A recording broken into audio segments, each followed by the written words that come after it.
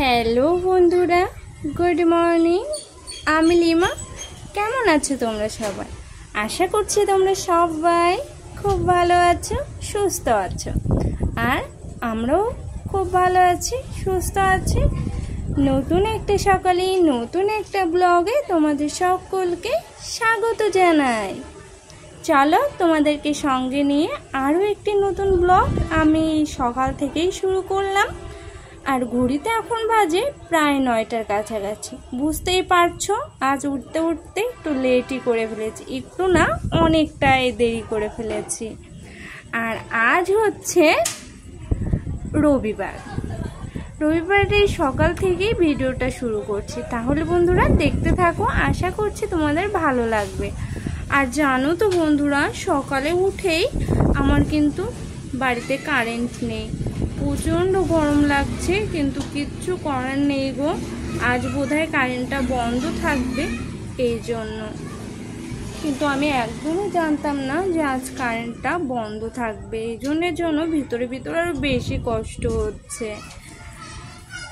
আর এই যে তোমাদের সাথে কথা বলতে বলতে আমি কিন্তু আমার বিছানাটাও গুছিয়ে নিয়েছি আর রুমটাও সুন্দর করে ঝাড়ু দিয়ে নিচ্ছি। আর একটু হয়তো নয়েজ পেতে পারো ভয়েসে, কারণ রাতের বেলায় ভয়েস দিচ্ছি আর আমাদের এখানে প্রচণ্ড ঝড় বৃষ্টি হচ্ছে। এই জন্য একটু হয়তো শব্দ মানে বাতাসের আওয়াজ পেতে পারো, একটু মানিয়ে দেখে নিও। আর একটা কথা কি জানো বন্ধুরা, আমি কিন্তু ভেবেছিলাম যে আজকে একটু সকালে উঠি, কিন্তু ওই যে ভাবনাটা পুরো যেন হতাশায় পরিণত হয়ে গেল। সকালে ঘুম থেকে উঠেছিলাম একবার, উঠে তারপর ওয়াশরুম থেকে এসে আবার যেন ঘুমিয়ে পড়েছি। ভাবলাম একটু শুই, তখন ঘড়িতে প্রায় ধরো 6টা সাড়ে 6টার মতো বেজেছিল। এই জন্য একটু শুতে যেয়ে এবার জন্য বেশি দেরি হয়ে গেছে। তোমাদের দাদা ভাই ডাক দিল, ডাক দেওয়ার পর দেখি 9টা বাজে। এই তো মাথায় পুরো কাজের বোঝাটা চেপে গেল। মনে হচ্ছিল যে কাজগুলো কখন কমপ্লিট করব। কত না জানি আজকে দেরি হয়ে গেল আমার। আর দেখবে বন্ধুরা, আমরা অনেক সময় যেটা ভাবি সেটা কিন্তু সব ক্ষেত্রে করে উঠতে পারি না। ওই যে মানুষ তো একটু তো ভুলভ্রান্তি হয়ে যায় মাঝে মধ্যে। ভুল আর কি, ওই নিজের সংসার নিজের মতো করে গুছিয়ে রাখার চেষ্টা করি। একটু লেট হলে নিজেরই লেট হবে, কারণ কাজগুলো তো আমাদেরকেই করতে হয়। এই জন্য যতটা তাড়াতাড়ি কমপ্লিট করা যায় ততটাই ভালো। আর এই যে তোমাদের সাথে গল্প করতে করতে আমি কিন্তু চুলটা সুন্দর করে উঁচু করে বেঁধে নিয়েছি স্নান করতে যাব বলে। আর তার সাথে ঘর দোরগুলো মুছে নিচ্ছি। মুছে নিয়ে এই যে স্নান করে চলে এসেছি। আর এই যে আজকে একটাই ফুল ফুটেছে, জবা ফুল। চলো ফুলটা তুলে নিই। আর আমি ফুল ফুটলেই তোমাদের সাথে সেই ভিডিওটা শেয়ার করি, কারণ আমার কিন্তু ভীষণই ভালো লাগে। আর দেখো বাইরে কেমন বাতাস হচ্ছে, দেখেছো? এই জন্যই তোমাদের সাথে শেয়ার করতে জন্য আরও বেশি ভালো লাগলো।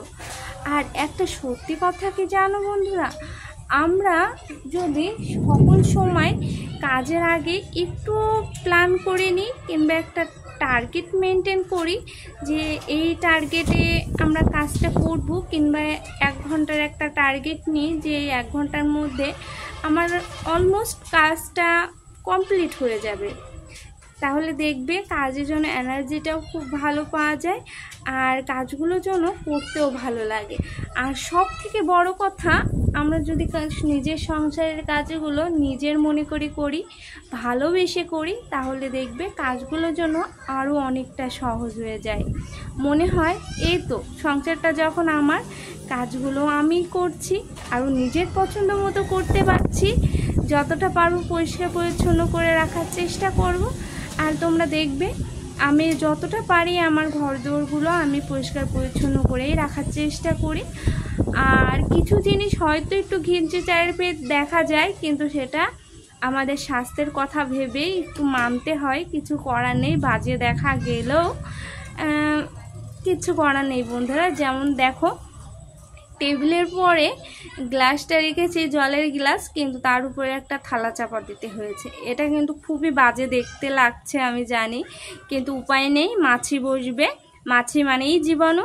আর এ দেখো জগের উপরেও একটা গামলা চাপা দিয়েছি, কারণ জগের উপরেও মাছি বসবে, আর মাছি মানেই জীবাণু ছড়াবে বসলেই। এই জন্য আর কি যতটা পারি পরিষ্কার হওয়ার চেষ্টা করি, যাতে আমাদের পেটটাও ভালো থাকে, শরীরটাও ভালো থাকে।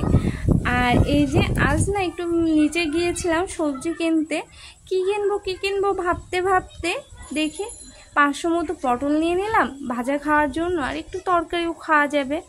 আর তার সাথে 2টা পেয়ারা নিয়ে নিলাম, ভাবলাম চলো 2টা পেয়ারা নিয়ে যাক। একটু ফল তো খাওয়াই হয় না, তোমরা ভিডিওতে দেখতেই পাও যে আমরা ফলটা খুব একটা খাওয়াই হয় না বলতে পারো, তোমাদের দাদাভাইও সময় পায় না আনার। আর আনলেও তোমাদের দাদাভাইকে কেটে মুখের কাছে না ধরলে বাবু তো আবার খাবে না, এই জন্য আরও যেন আনাই হয় না। আর নষ্ট হয় বেশিরভাগ জিনিসই, কারণ কেটে না দিলে খাবে না। আমারও অনেক সময় হয়ে ওঠে না সংসারের কাজের চাপে, তখন দেখা যাচ্ছে ওটা ওভাবেই পড়ে থাকবে, একটু একটু করে নষ্ট হবে, তখন জিনিসটা খাবে। আর চলো পটলগুলো আমি ওই ঝাঁপিটাতে করে তুলে নিলাম, আর টেবিলটাও একটু মুছে নেব সুন্দর করে, কারণ সবজি আমি মূলত টেবিলের উপরে কখনোই ঢালি না, আজই ঢাললাম, একটু মাঝে মধ্যে একটু ঢেলে ফেলি আর কি। কারণ সবজি জিনিসটা খাবার টেবিলের উপর না রাখাটাই হয়তো আমার মনে হয় ভালো, কারণ অনেক সময় অনেক জীবাণু থাকে, তো ওটা হয়তো ধুয়ে রাখাটাই ভালো। আর এদিক চাও খেয়ে নিয়েছি মাঝে করে, চাটা খেয়ে চলে আসলাম। তোমাদের দাদাভাই দেখো কী নিয়ে এসছে, তাল নিয়ে এসছে, 10টা কিনেছিল বলছে, 10টাই তো কাটিয়ে নিয়ে এসছে, আজ তো আর নিয়ে আসেনি। আর দেখো পুরো এক গামলা হয়েছে, তোমাদের দাদাভাইকে সেটার জন্যই বকা দিচ্ছিলাম যে তুমি এত কেন নিয়ে এসছো। আমি যে তোমাকে বললাম যে তোমার মাত্র 2জনের জন্য 2 কি 3টে নিয়ে আসবে, এ তো খাবে কে, এ তো বেশি খেলেও পেট ব্যথা করবে। মুখের কথা মুখে থাকতে না থাকতেই এই যে সকালে খাওয়ার পরই আমার পুরো পেট ব্যথা শুরু হয়ে গিয়েছিল। আমি সারাটা দিন আর কিচ্ছু খেতে পারিনি। তোমাদের দাদাভাইকে শুধু রান্না করে দিয়েছিলাম, তোমাদের দাদাভাই খেয়েছে, আর আমি রাতের দিকে গিয়ে একটু ভাত খেয়েছিলাম, কারণ প্রচণ্ড খিদে লেগে গিয়েছিল। কিন্তু তার ভিতরে বমিও করেছে 2বার, আর বোঝোই তো বমি করলে তো এমনি শরীরটা ক্লান্ত হয়ে যায়, আর তার ভিতরে আমার রান্নার চাপটা তো আছে, রান্নাটা না করলে তোমাদের দাদাভাই খাবে কি, এই জন্য রান্নাটাও করতে হয়েছে ওই শরীরেই। আর আমার জানো তো মূলত গ্যাসের ওষুধ, বমির ওষুধ, ব্যথার ওষুধ, পেটে ব্যথার ওষুধ, জ্বরের ওষুধ, সব ওষুধই আমার মোটামুটি থাকেই বলতে পারো ওষুধের বাক্সে, এই জন্য আমার অতটা ভাবতে হয় না।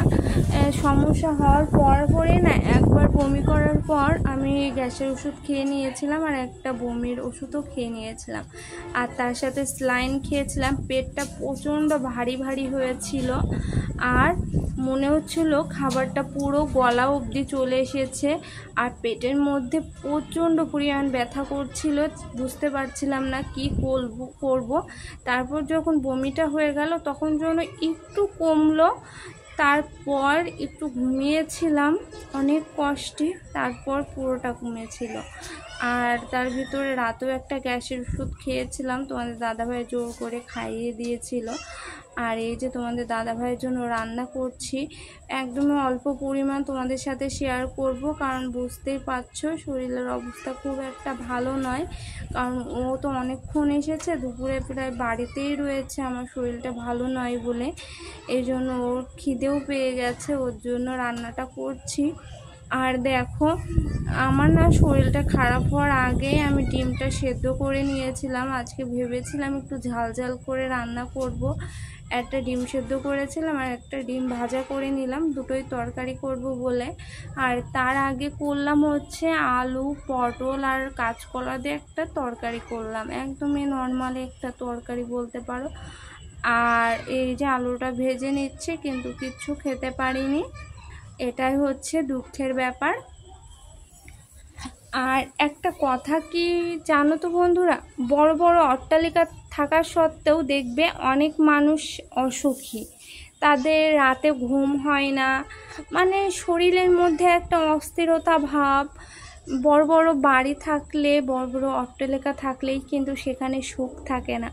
আমাদের মতো এমন গরিব ঘরেও কিন্তু অনেক সুখ পাওয়া যায়, আমরাও কিন্তু অনেক ভালো থাকি। ছোট ছোট ভালো লাগা খারাপ লাগা জিনিসগুলো নিয়ে ছোট্ট একটা কুঁড়ে ঘর হলেই যেন আমরা অনেকটা শান্তিতে বাঁচতে পারি। যে মাথার উপর একটা ছাদ আছে, পায়ের নিচে মাটিটা শক্ত, তাহলে আর কি চাই? জীবন তো এইটুকুই, আজ আছি কাল নেই, এই তো জীবন, তাই না বলো? আর এই যে এটা শুধু একটাই বলার একটাই উদ্দেশ্য, আমরা সব সময় চেষ্টা করব আমাদের যা যতটুকু আছে ততটুকু থেকেই সন্তুষ্ট থাকার। হ্যাঁ, মানুষের তো চাহিদা আছেই, মানুষের চাহিদার শেষ নেই। আমরা চাহিদা করব না তা নয়, করব যতটুকু আমার লাগবে, যতটুকু আমার জন্য প্রয়োজন ততটুকুই আমরা চাহিদা করব, যাতে বাকি চাহিদার জিনিসটুকু আর মানুষগুলো পূরণ করতে পারে। তাদেরও চাহিদা আছে, তাদেরও শখ আছে, তাই না বলো বন্ধুরা? আর এই যে তোমাদের সাথে কথা বলতে বলতে আমি ডিম সেদ্ধ করে রেখেছিলাম, ভাজাও করে রেখেছি। ওই ডিমের তরকারিটা করার সময় না আমি আর আলু ব্যবহার করব না, শুধুই ভাজা ডিমের তরকারিটা করার সময় আলুটা ব্যবহার করব। এই জন্য আলুটা একদমই কম নিয়েছি, দেখতেই পেয়েছো। আর এই যে মশলাটা কষিয়ে নিচ্ছি, কষিয়ে জলটা দিয়ে দেব। জলটা দিয়ে একটু ঢাকা দিয়ে দেব, ঢাকা দিয়ে রেখে বাকি কাজগুলো সেরে নেব। চলো, আর তার ভিতরে যে আমি কতবার গিয়ে বিছানায় শুয়েছি তার তো ঠিক নেই। আর ওই যে শুচ্ছি আর করছি, উপায় নেই, সংসারে একা মানুষ হলে যা হয়, হেল্প করার মতো কেউ নেই, না আছে শাশুড়ি, না আমার বর তো কিছুই পারে না, তোমরা জানোই। আর আজকের ভিডিওটা বিকেল পর্যন্তই শেষ করে দেব ভাবছি, তোমরা জানিও কেমন লাগলো না লাগলো। চলো, আর এই যে তোমাদের দাদা ভাইয়ের তো খাওয়া দাওয়া হয়ে গেছে, দুপুরে স্নান করে খাওয়া দাওয়া করে নিয়েছে। আর এই যে আমি একটু স্নান করে নিলাম, কারণ যদি একটু স্নান করার পর ভালো লাগে এটা ভেবেই একটু স্নান করে নিলাম। আর দেখো, স্নান করে আসতে না আসতে পুরো ঘেমে স্নান হয়ে গেছি আমি। আর চলো একটু শোবো, শুয়ে একটু রেস্ট নেব, সিঁদুরটা পরে নিই। আর আজকের ভিডিওটা তোমাদের কেমন লাগলো সেটা কমেন্টে জানাতে ভুলো না কিন্তু বন্ধুরা।